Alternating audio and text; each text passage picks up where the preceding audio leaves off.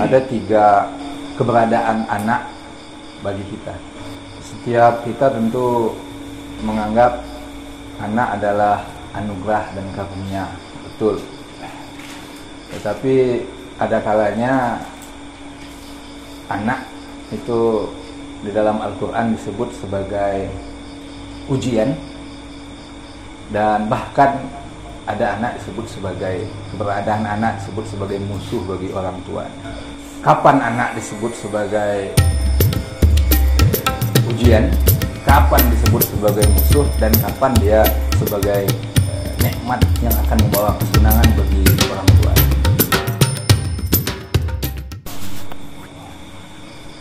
Alhamdulillahirabbil alamin. Wassalatu wassalamu ala asyrafil anbiya'i wal mursalin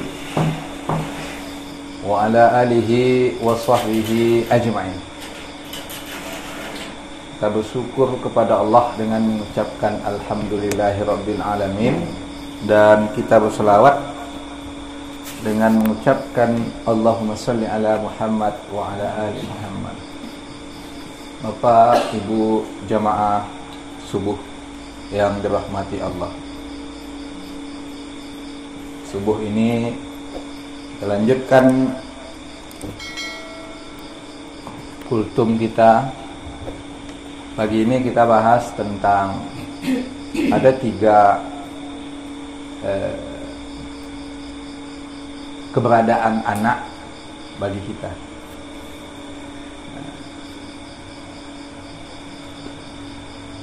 Setiap kita tentu menganggap anak adalah anugerah dan karunia, betul. Tetapi ada kalanya anak itu di dalam Al-Quran disebut sebagai ujian, dan bahkan ada anak disebut sebagai, keberadaan anak disebut sebagai musuh bagi orang tuanya.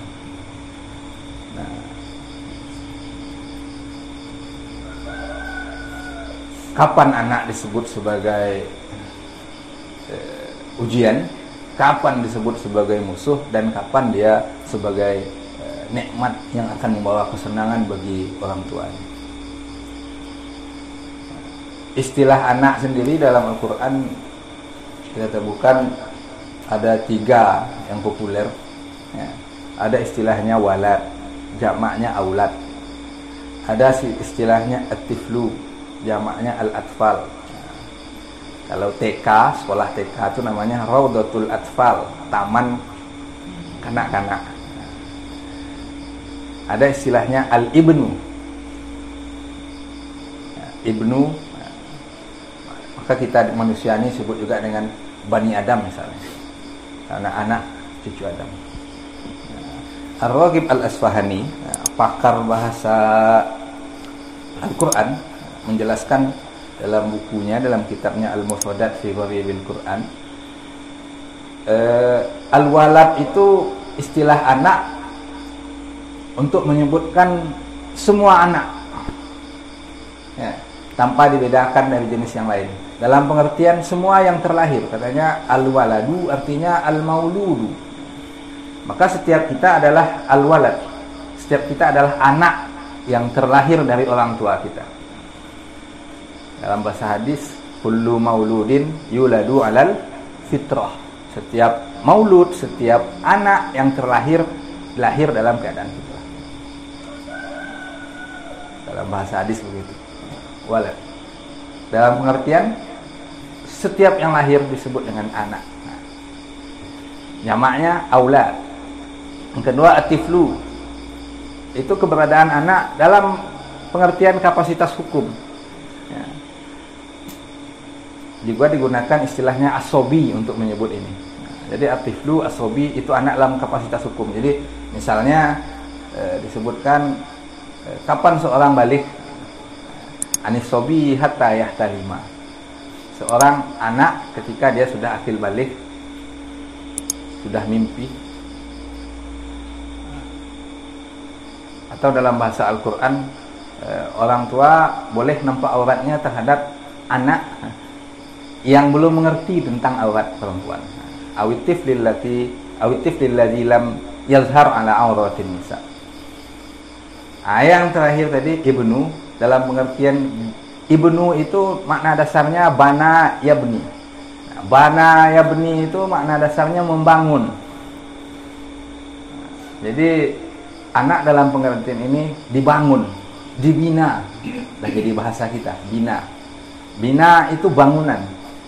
Sebuah bangunan itu memang dirancang sebaik mungkin dari awal. Ada rancangan gambarnya bahkan bara dietong bara kasau bara kasiaknya bara basinya bara siminnya.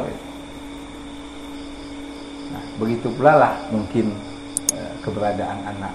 Nah, dalam Al-Qur'an Allah sebutkan kapan anak sebagai ujian? Setiap anak. Jadi setiap anak itu adalah ujian bagi orang tuanya. Dalam bahasa Al-Qur'an namanya fitnah. Dalam surah Al-Anfal ayat 28, wa'lamu annama amwalukum wa auladukum fitnah. Ketahuilah bahwa sesungguhnya, di sini disebutkan harta-hartamu. Amwal itu jamak dari mal. Kemudian wa auladakum, anak-anakmu, fitnah, ujian. Jadi di samping anak juga ada ujian harta, tapi harta itu yang jadi ujian kalau banyak. Kita kadang tidak tahu. Kita menganggap ujian kalau tidak punya. Tak punya harta kita anggap ujian. Harta nasi ketek kita anggap ujian. Justru ujian yang payah itu adalah harta yang banyak. Tempoh hari kita dah bahas ya. Ada 4 hal yang ditanyakan di akhirat pada mahsyar. Nah, khusus harta pertanyaannya 2. Kalau umur pertanyaannya kemana digunakan? Ilmu kemana digunakan? Badan dan sehat kok kemana untuk apa saja digunakan? Laikah untuk ketaatan kepada Allah. Tapi kalau untuk harta pertanyaannya 2. Dari mana dapatnya? Min aina iktasabahu wa fima anfaqahu. Dari mana dapat dan untuk apa digunakan? Joharato itu sebenarnya ujian. Jadi ujian itu bukan hanya dengan tidak memiliki. Justru ke orang yang tidak memiliki selamat dengan ujian itu. Tidak banyak pertanyaannya di akhirat. Tapi orang yang mempunyai banyak harta, ketahuilah itu adalah ujian. Kalau lolos dengan ujian itu naik kelas. Kalau tidak lolos ujian itu tidak naik kelas dah. Kalau cara di sekolah. Begitu juga di selain harta adalah anak. Anak bahasanya dalam hadis tadi, dalam ayat tadi aulad, jamak dari walad. Walad tadi maknanya apa? Setiap anak yang terlahir. Maka semua anak itu adalah ujian bagi orang tuanya. Setiap anak tanpa pengecualian adalah ujian bagi orang tuanya. Jadi diuji itu tidak hanya dengan tidak punya anak, tetapi diuji juga dengan memiliki anak. Dan banyak orang yang tidak lolos dengan ujian punya anak ketimbang tidak punya anak. Jadi itu ujian. Nah, kalau lolos, insya Allah naik kelas. Kalau tidak lolos, itulah yang kedua. Kategori anak sebagai musuh. Baca contoh ujian. Awak sembahyang, anak-anakku nak namu sembahyang. Dibawanya sembahyang, payah, harus bersabar menungguan. Ini uji, sabar. Banyak contohnya, bisa kita kembangkan contohnya masing-masing. Ya disabar gitu, diuji. Harus lolos dengan ujian tuh. Trik dan tipsnya diantaranya kita sabar. Sebagai orang tua kita berdoa gitu kan. Dan ingat doa orang tua itu diijabah oleh Allah. Yang kedua, anak sebagai musuh. Kok bahaya bunyi. Kalau tadi fitnah bahasa dalam agama, dalam bahasa Al-Qur'an. Yang kedua, musuh. Dalam surah At-Taghabun ayat 14. Ya ayyuhallazina amanu inna min azwajikum wa auladikum aduwwalakum fahzaruhu. Wahai orang-orang yang beriman, sebagian daripada anak-anakmu, inna min azwajikum, sebagian, tak sadonya. Kalau tadi sadonya dianggap sebagai ujian. Siapapun anaknya, apapun anaknya adalah ujian bagi orang tua. Itu adalah ujian bagi orang tua gitu. Nah, kalau yang ini tidak semua, sebagian dari anak itu ada menjadi musuh. Dalam hadis ayat kok disebutkan menyebutannya sama aulad, tapi sebagian min. Nah, sebagian tidak kesaduannya doh. Nah, ayat kok menyebutkan pasangan jo. Ya, bagi bapak istrinya adalah sebagiannya. Bagi ibu-ibu sebagian. Tidak sadu ibu-ibu doh. Sebagaimana tidak sadu apa-apa doh, pasangan kita adalah ado menjadi musuh.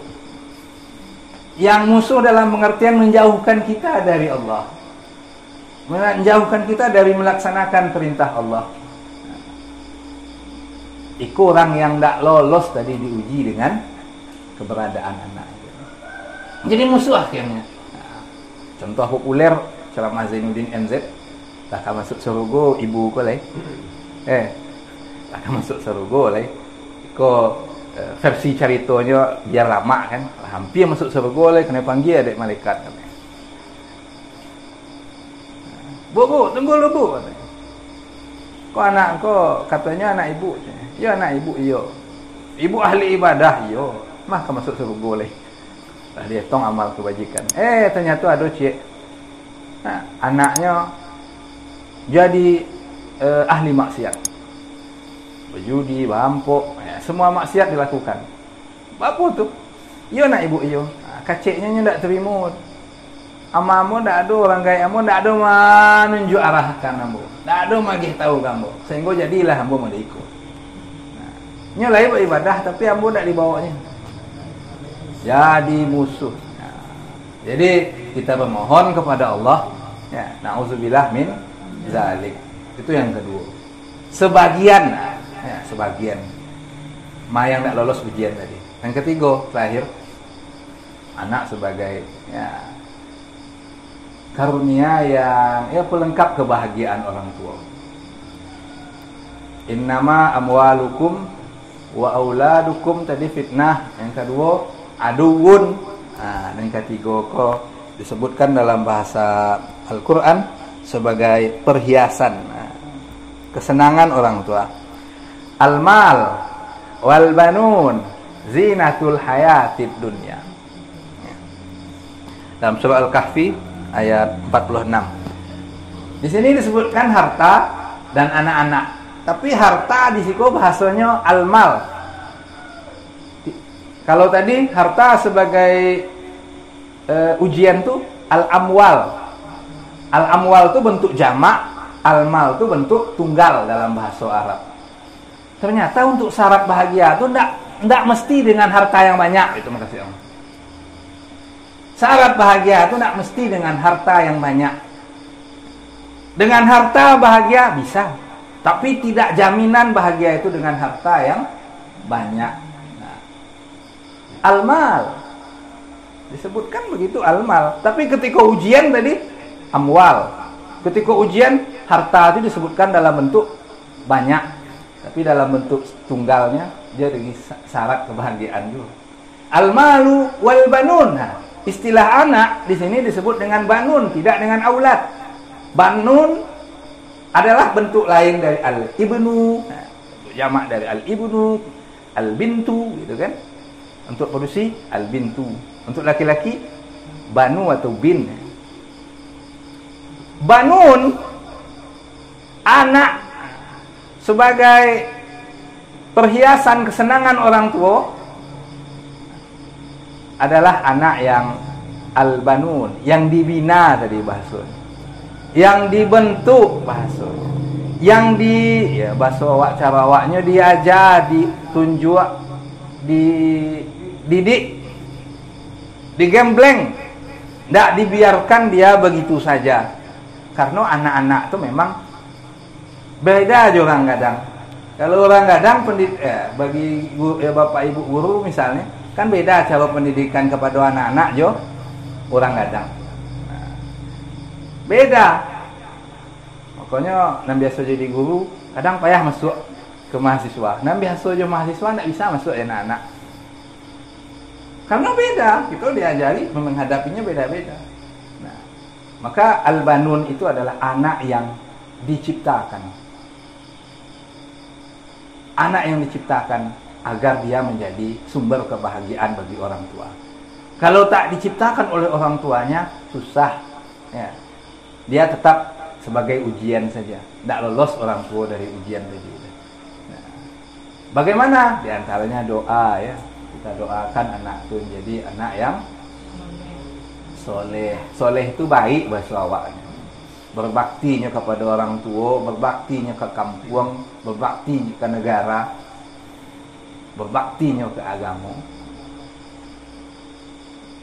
Jadi selain kita bina, selain kita didik, selain kita tunjuk ajari, memang didoakan. Nah, contoh Batang tuh kan, ada doa untuk anak.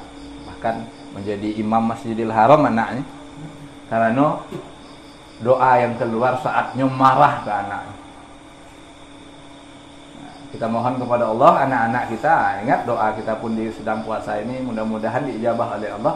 Semoga anak-anak kita, ya, anak-anak dalam pengertian satu anak di kampung awak, ya, anak kampung tuh, ya, ibn juga artinya. Semoga anak-anak di kampung awak, tidak hanya anak awak seorang ya, semua anak-anak kita di kampung kau jadi anak-anak yang soleh, anak-anak yang baik, yang berbakti kepada orang tuanya, kepada kampung halamannya, kepada bangsa dan negaranya, juga kepada agamanya. Ini saja kita sampaikan, ya. Semoga bermanfaat bagi kita semua. Billahi taufik wal hidayah, wal ridho wal inayah. Wassalamualaikum warahmatullahi wabarakatuh.